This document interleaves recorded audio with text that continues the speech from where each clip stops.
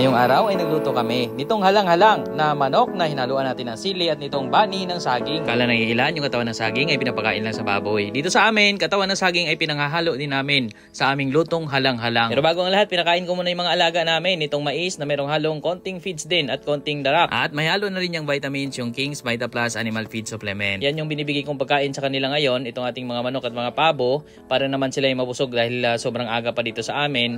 At yun na nga, may plano tayo na magluto ngayon ng halang-halang. Halang-halang ito ay putahe din namin dito sa Bisaya, kung saan ibig sabihin ng halang ay maanghang.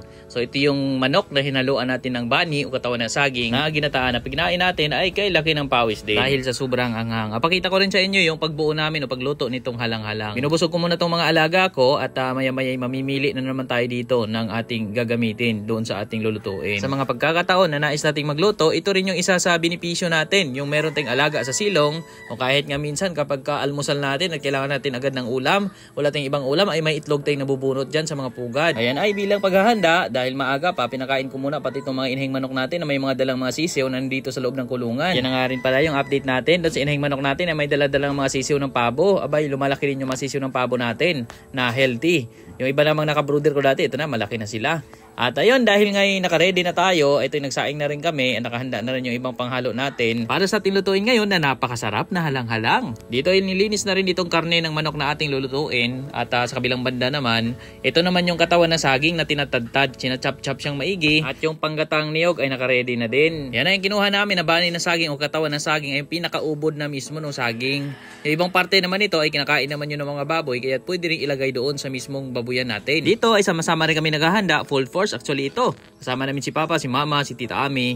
Marami kami na nag-ready nitong ating luluto ngayon na pagkain o itong halang-halang. So ayan ay ready na rin itong mga chicken natin, itong karning manok na mamaya ay tatadtarin pa din itong maliliit para maayos yung pagkakasama-sama nito, itong ating chicken, itong bani o katawan ng saging at ng mga sili at iba pang mga panlahok dito. Actually ito ay bigla lamang naming naisip na magluto ng ulam na itong halang-halang naman kasi sobrang tagal na rin namin hindi nakakain ito. Sa iba nga nagiging pulutan nila itong halang-halang kapag mayroong mga konting handaan na maliit lamang yung kanilang manok.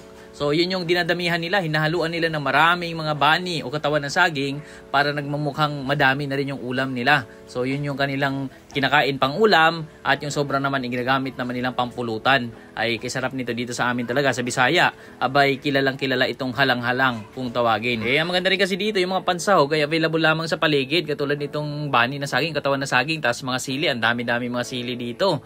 So ayan, may manok pa tayo.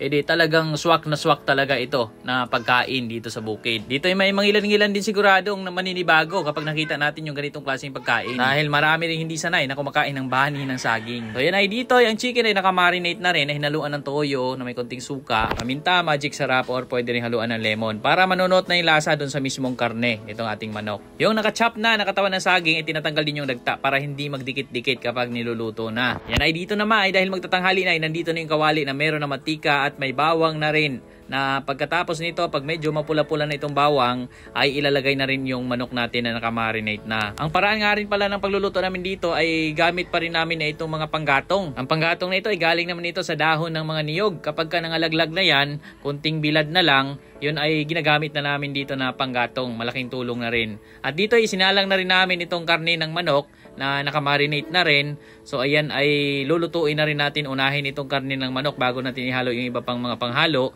No, na kapag ka ito'y kumulo na at medyo paluto na, doon naman isasalang na yung susunod na ilalagay dito. Dito ay kapag nagluluto kami ay sobrang lakas ng apoy din, sobrang lakas mag-apoy itong mga ganitong klaseng panggatong. Kaya dito sa bukid hindi na namin kailangan pa ng gasol, basta't masipag ka lang manguha ng mga panggatong. So yan, yung iba namang parte, ibang mga panghalo natin, ito pa, nakaredy pa. At ayan ay pinaiikutan ng stick para matanggal ng tuluyan itong mga dagta na medyo kakaiba rin yung lasa kasi pag isinali natin itong dagta at yun na nga, dikit-dikit din yung ating mga bani o itong katawan na saging kapag inihalo natin na mayroong mga dagta. So ayan ay makalipas ang ilang minuto, ito na naman yung status na ng ating niluto dito na karne ng manok. No, medyo kumukulo na. So malapit na rin nating maihalo dito iba pang mga sahog nito. Ngayon makikita natin na sobrang konti lang itong laman ng kawali, pero maya-maya pag masdan mo kung anong mangyayari, biglang dadami ito. No, so yan naman yung kanin namin ay luto na rin, naka-ready na rin kasi nga magtatanghali na. So ito naman ay nandito rin yung ating niyog at nandyan na rin yung ating katawan na saging na talagang ni-ready na. Dito naman pagkatapos tanggalin yung mga nagdidikit-dikit na mga dagta, ito naman ay piniga upang matanggal naman yung mga tubig dito sa bani o katawan ng saging. Dahil minsan kasi yan din ay nagkukos ng kakaibang lasa, yung mga tubig-tubig niyan. Dito naman pagkatapos mapigaan itong ating bani ng saging, dito naman tayo sa mismong niyog. Kanina ay napiga na dito yung pure na gata, no? Ito na may pangalawang gata na kasi ito yung unang ihahalo doon mismo sa niluluto na karne ng manok na may ihahalo natin itong katawan ng saging. Actually dito ang pinakamaraming na ihahalo ay itong katawan ng saging kasi dalawang saging mismo ang naiputol para may halo nitong isang karning manok natin.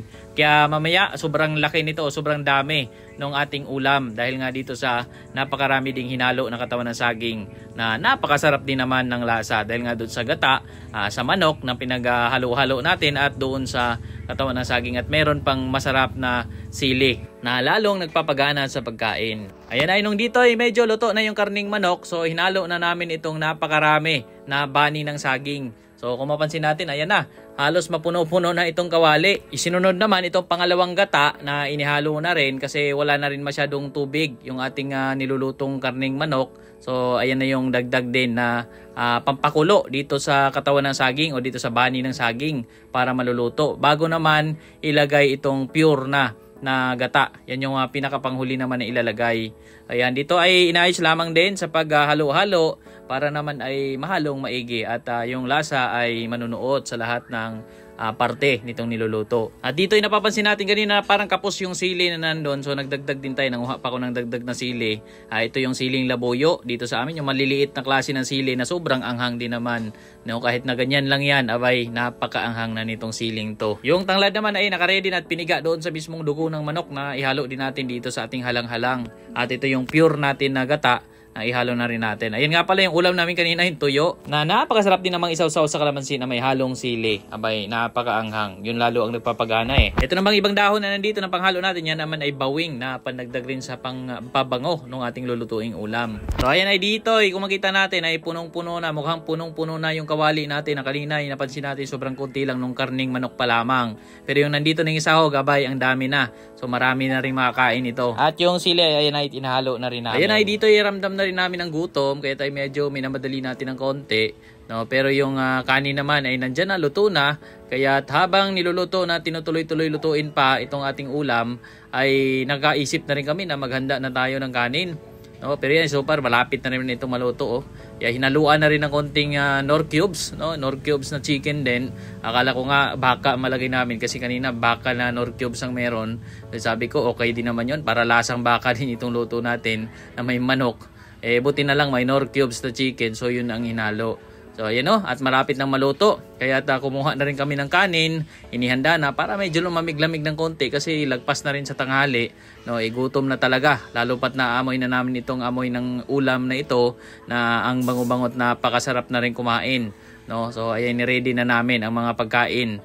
Ready na ang kanin, no? Naghain na kami ng marami-raming kanin kasi alam namin na maraming kanin ang maubos, lalo na nitong ulam natin ngayon na halang-halang, no? Kasi ito'y maanghang at talagang nagpapalakas lalo ng ating gana dahil nga doon sa sili na hinahalo dito, no? Kay sarap nitong halang-halang. Minsan nga kapag unang tikim ay napapaubo ka dahil nga doon sa nanunuot agad sa iyong lalamunan, yung anghang na meron ito. So dito hinalo na rin, no, itong ating pure na gata, no. Ito na yung panghuling gata. So ayun na, medyo malapit na nga talagang maluto ito. Sa wakas ay matitikman na rin natin itong ating halang-halang. Ang tagal ko na rin hindi nakakain ito, no, siguro mga taon na rin. Kasi ang tagal na rin namin hindi nagagawa ito. Medyo matrabaho lang din kasi ito. Madalas kasi ang pagluluto namin ng manok ay yung tinulang manok, yun kasi yung madali. Yung prito, mga inihaw, yung mga yun ay pinakamadaling lutuin. Pero ito, medyo matrabaho kasi kailangan pa namin pupunta doon sa sagingan at nanguha muna kami nitong katawan ng saging para naman ay maihalo dito sa ating halang-halang na kung tawaging luto dito. No, ito yung talagang halang-halang kung tawagin dito sa amin. So ayan, dito ay luto na at ito ay naghain na rin tayo. Kanina may kanin na rin tayo. So dito ay inihain na rin natin maging itong halang-halang. Kaya excited na rin kaming kumain at medyo lumagpas na tayo sa tanghalian. No, gutom na nga rin tayo. So Umuna muna kaming kumain at mamaya na rin namin bigyan yung mga kapitbahay pagkatapos namin kumain. No, ayan na nakalatag na yung ulam natin, nakalatag na yung kanin natin, no, kasama pa yung tuyo at nandyan pa yung mga dilata na inilagay natin. So, ayan. At dito ipupwesto na muna kami at kain po tayo. No, tikman natin ulit itong halang-halang. Sa saging naman na ginamit pala namin dito, iba-iba ring klase ng saging. Yung saging saba mismo ang ginamit namin.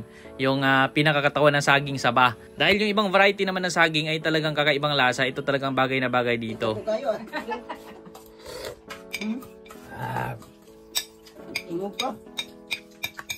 So ayan abay pinagpapawisan talaga tayo sa pagkain nitong ating halang-halang. Kain po!